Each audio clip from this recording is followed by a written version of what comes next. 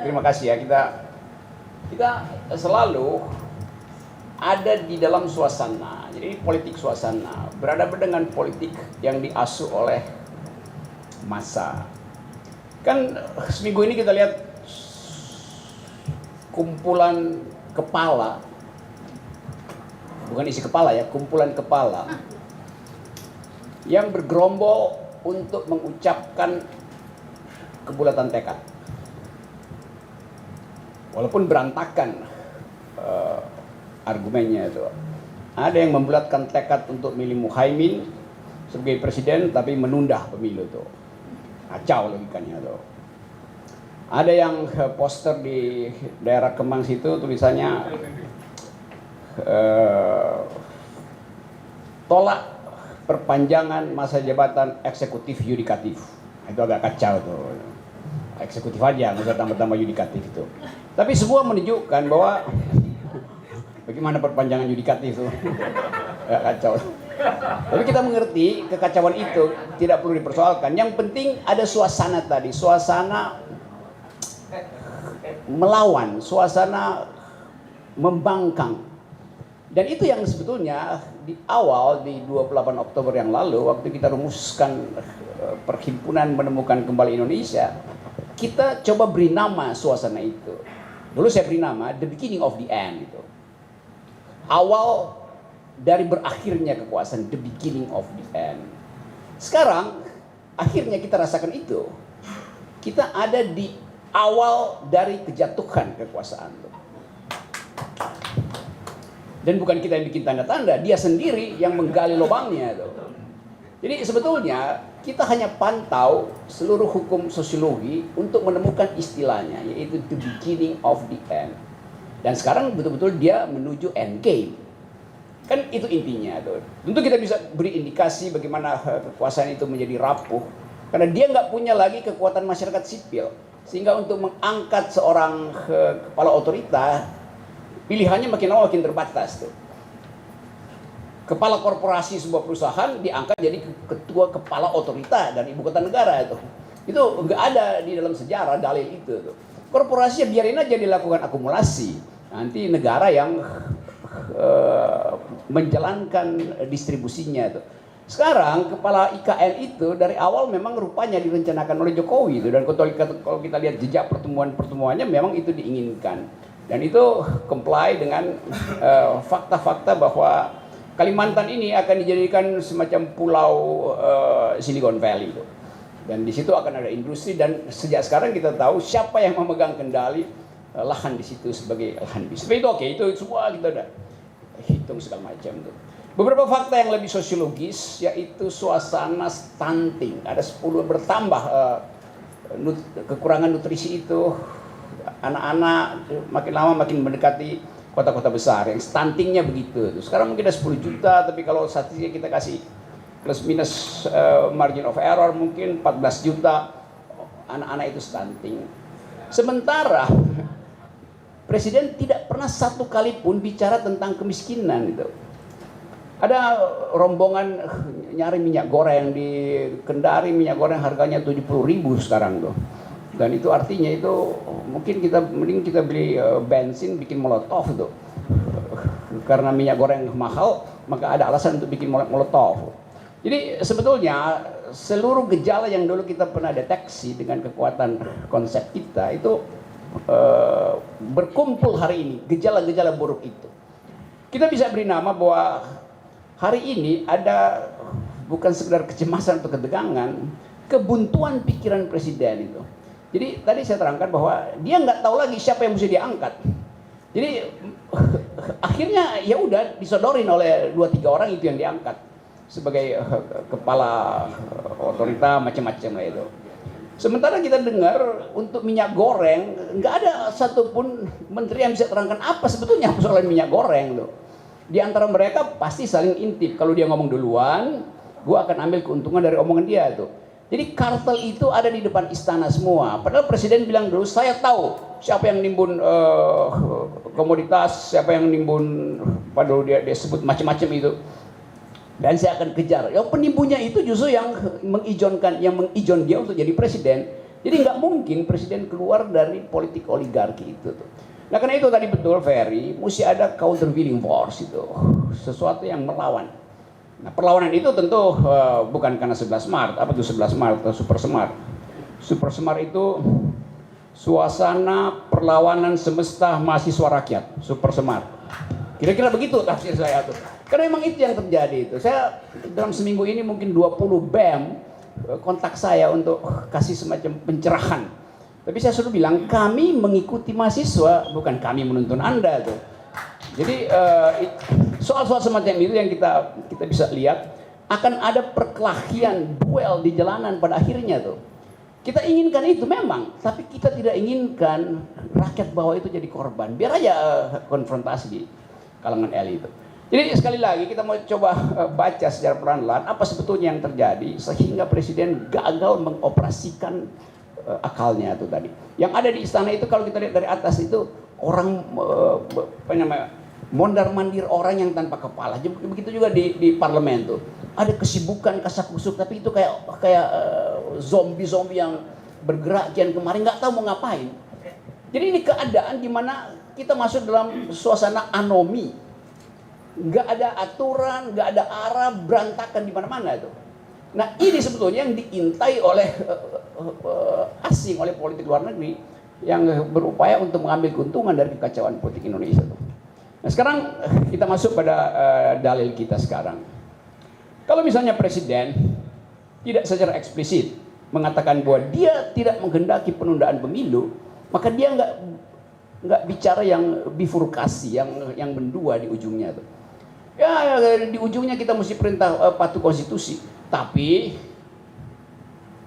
pembicaraan tentang penundaan demi demokrasi boleh dilakukan. Loh pembicaraan itu dilarang undang-undang. Sebetulnya kan yang sering kali diucapkan Bivitri terangin di mana-mana itu syahganda, bursa, nggak boleh itu dibicarakan. Oke, kita anggap aja boleh kalau begitu. Oke, silakan boleh. Kalau begitu kita boleh bicara tentang penggulingan kekuasaan, kan wacana aja. Supaya fair. Munarman boleh bicara tentang khilafah tuh, biasa aja kan? Demi demokrasi itu. Jadi sekali lagi konsistensi di dalam cara kita menjaga demokrasi dibatalkan justru oleh kekacauan pikiran presiden itu.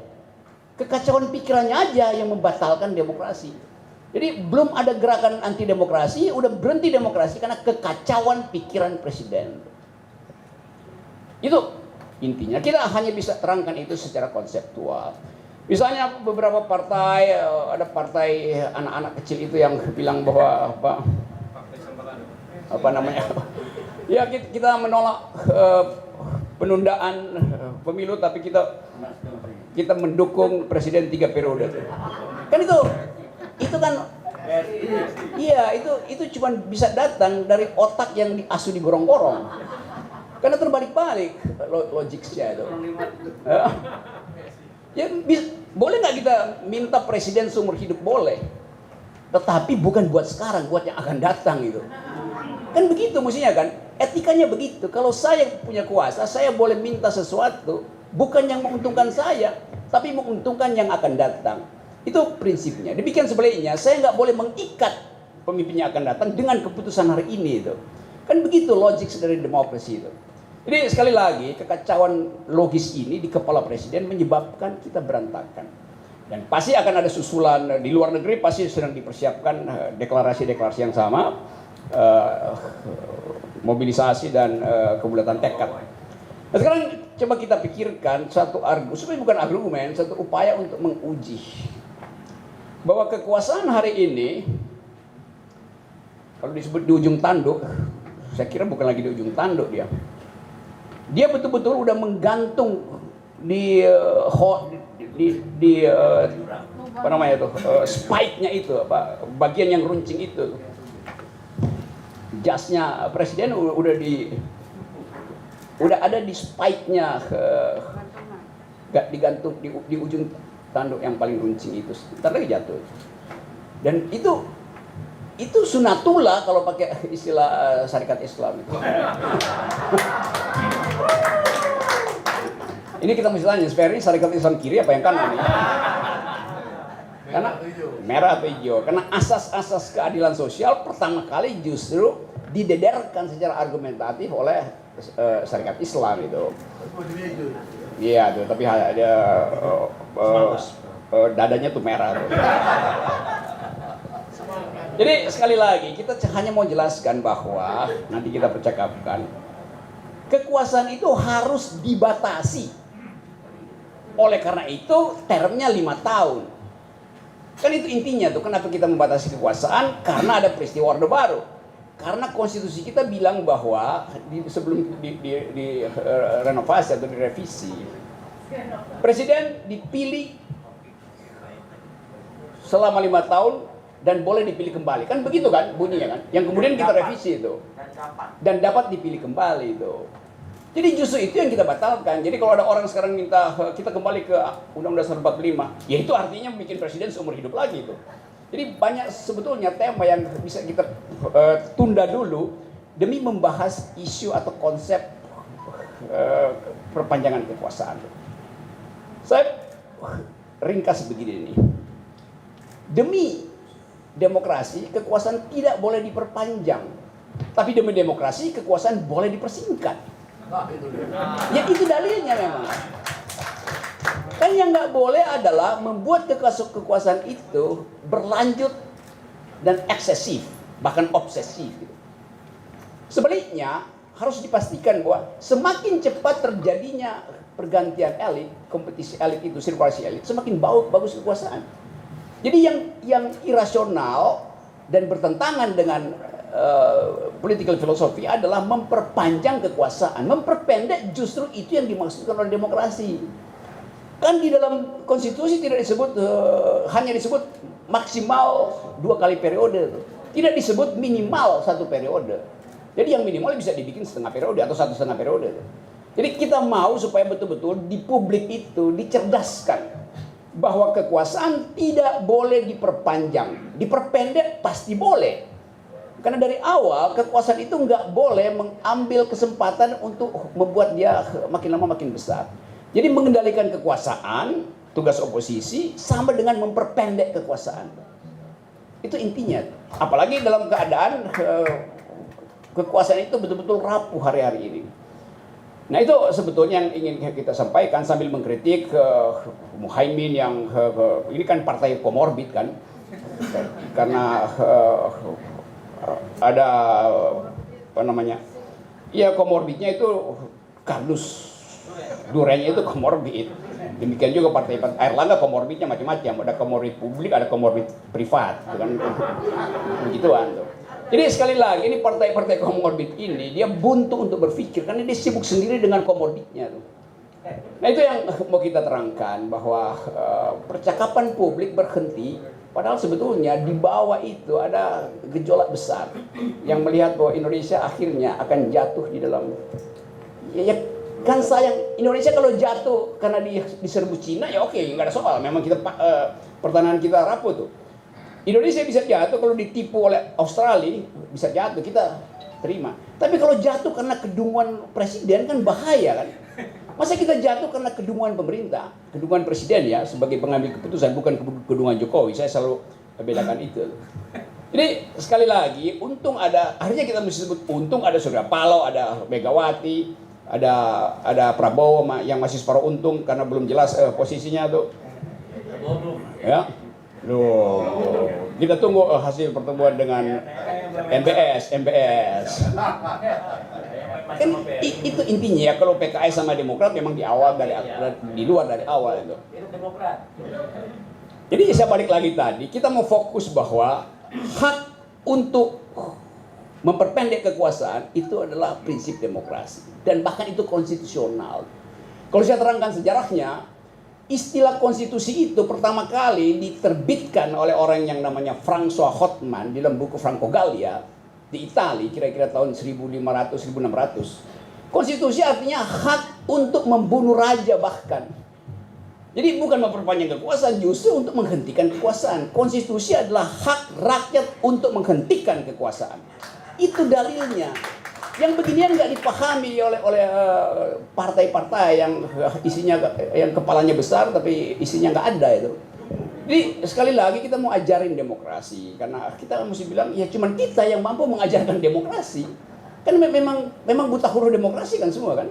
Jadi soal-soal semacam itu, bahkan kalau kita bisa lanjutkan, mereka yang mengusulkan perpanjangan itu artinya menggerogoti konstitusi, itu artinya mereka makar. Kan ini melawan konstitusi ada makar kan, bisa ditangkap ini yang ini kunyuk-kunyuk ini kan. Nah kita yang menginginkan percepatan perubahan kekuasaan tidak melanggar konstitusi itu, karena konstitusi hanya melarang perpanjangan kekuasaan, bukan penghentian kekuasaan. Kan ada syarat-syarat kapan presiden mesti berhenti. Kalau kapasitasnya nggak ada, kemampuan dia untuk melihat peluang udah nggak ada, ya udah. Jadi jangan anggap bahwa, atau bukan kita yang menganggap, partai-partai itu anggap bahwa karena ekonominya nggak tumbuh maka presiden mesti diperpanjang. Kan mestinya Erlangga datang dengan karena ekonominya nggak tumbuh maka saya bisa tumbuhkan ekonomi. Karena itu presiden berhenti aja tuh. Kan logikanya begitu. Muhaimin juga bisa bilang begitu. Ekonomi memburuk, oleh karena itu kekuasaan dihentikan. Kan yang membuat ekonomi memburuk adalah kekuasaan. Tapi karena dia punya comorbid, maka dia nempel pada si virus. Bukan COVID virusnya, tapi stupid gitu. Jadi sekali lagi, nanti kita diskusi lebih panjang. Tapi suasana ini yang saya mau bawa menjadi percakapan publik. Yaitu countervailing ideas. Ide penanding dari ide memperpanjang. Ide memperpanjang hanya bisa ditandingi dengan ide memperpendek kekuasaan. Jadi kita pastikan bahwa pembicaraan ini mesti berlanjut supaya ada peluang untuk mempercepat perubahan politik. Saya carikan istilah ya. Rolling plan. Bukan plan yang udah fix, tapi yang rolling plan. Jadi rencana yang bergulir sejajar dengan pertambahan entropi negatif di istana itu. Gitu kalau anak ITB, gitu kan? Itu konsep. Sekarang tadi saya mulai dengan satu uraian untuk memperlihatkan poin pertama dari prinsip demokrasi yang ditulis di dalam konstitusi kita. Konstitusi kita hanya mengatur pelengseran, bukan perpanjangan kekuasaan. Konstitusi nggak mengatur perpanjangan kekuasaan. Yang diatur adalah penghentian kekuasaan. Ada syarat-syarat formal, ada syarat-syarat material. Jadi sebetulnya itu yang mesti kita endapkan supaya kalau kita bertengkar dengan tadi apa istilahnya para kudeta apa? Saya lihat para penculik pasal konstitusi, kita punya argumen. Dan ini juga diperlukan oleh mahasiswa. Mahasiswa sampai sekarang nggak bisa pastikan argumennya apa. Itu yang saya maksud tadi. Jadi bekali mereka dengan prinsip bahwa jangan takut mengatakan bahwa konstitusi kita mengiyakan penghentian kekuasaan, tapi tidak mengiyakan perpanjangan. Itu intinya. Itu yang pertama. Dalilnya mesti itu dulu. Karena grammarnya kan konstitusi. Seolah-olah yang dibicarakan sekarang itu adalah upaya untuk mengubah konstitusi untuk memasukkan pasal penambahan kekuasaan. Padahal konstitusi itu sudah bilang tidak boleh ada penambahan kekuasaan, pengurangan boleh. Itu yang namanya syarat-syarat penjatuhan presiden, syarat-syarat impeachment. Jadi itu poin pertama itu yang mesti Anda khatam dulu di dalam pikiran supaya punya kemampuan untuk mengargumentasikan itu. Yang kedua, saya tadi bicara soal moral clarity. Bahasanya mungkin terlalu rumit. Tapi itu makin lama kita mesti terangkan itu sebagai satu-satunya alasan kenapa kita mau bertengkar dengan kekuasaan. Karena moral clarity itu. Misalnya pertanyaannya, apa hak presiden untuk mengambangkan keputusannya dengan bifurkasi tadi itu. Tegak lurus tetapi boleh bicara. Moral clarity-nya apa?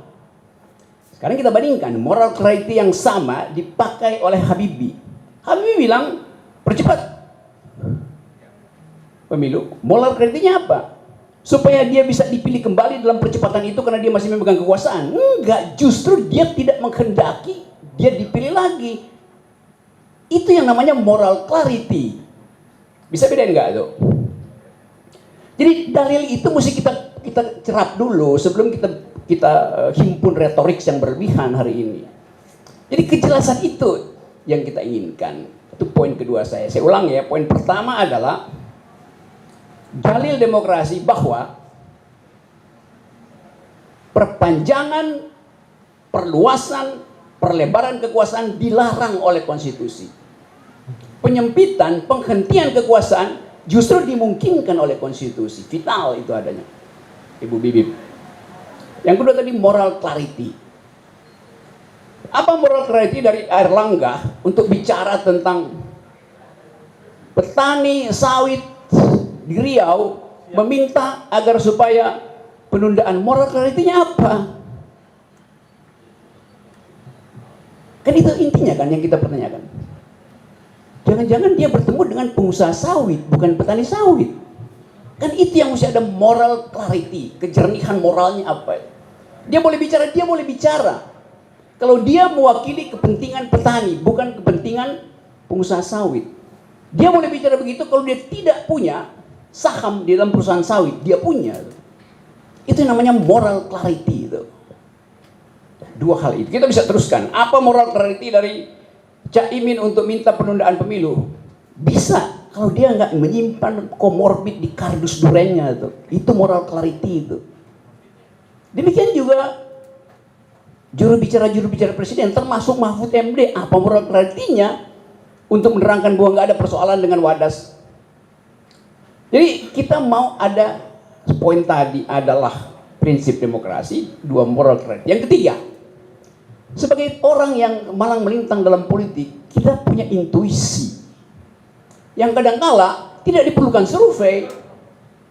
Pertama adalah dari gejala-gejala sosiologi kita tahu ada ranting kering di tataran bawah, ranting kering. Mak-mak segala macam ada di demo di depan kedutaan, ada di DPR. Ada the power of the powerless, masyarakat Papua yang gak ada di media massa kemarin, demo macam-macam. Itu semua kita sebut sebagai keadaan sosiologi. Ada ranting kering. Ranting kering itu ada di dalam masyarakat bawah. Di dalam elit sendiri ada puntung berasap. Karena elit makin lama semakin gak percaya di antara mereka tuh. Kalau rapat kabinet, nggak ada orang yang bicara jujur. Karena dia nggak tahu siapa lawan, siapa kawan di situ. Saling mengintai. Itu artinya ada puntung berasap. Sekarang saya hubungkan teori itu. Bagaimana kalau satu peristiwa kecil, puntung berasap itu jatuh di ranting kering? Kapan itu? 2 hari ke besok mungkin bisa tuh. Satu Alfamart dibakar di Sukabumi, jadi tuh ranting kering tuh. Satu pom bensin dibakar di Makassar, jadi tuh ranting kering. Karena udah ada puntung berasap. Yang ingin kita hindari adalah jangan sampai puntung berasap itu membakar bangsa ini. Kalau dia cuma membakar istana, nggak ada soal. Jadi itu logika berpikirnya, teman-teman. Jadi dari sekarang kita ingin pastikan bahwa kalau kita bikin pertemuan, kita mulai dengan menghitung dalil pertama tadi itu dipahami nggak oleh rakyat. Moral clarity dipahami nggak oleh dosen-dosen akademisi itu? Karena kita tetap ingin agar bangsa dituntun secara konseptual. Dan yang ketiga adalah momen ketika ranting kering itu bertemu dengan puntung berasap. Momen itu harus kita ubah jadi monumen. Itu poinnya. Terima kasih.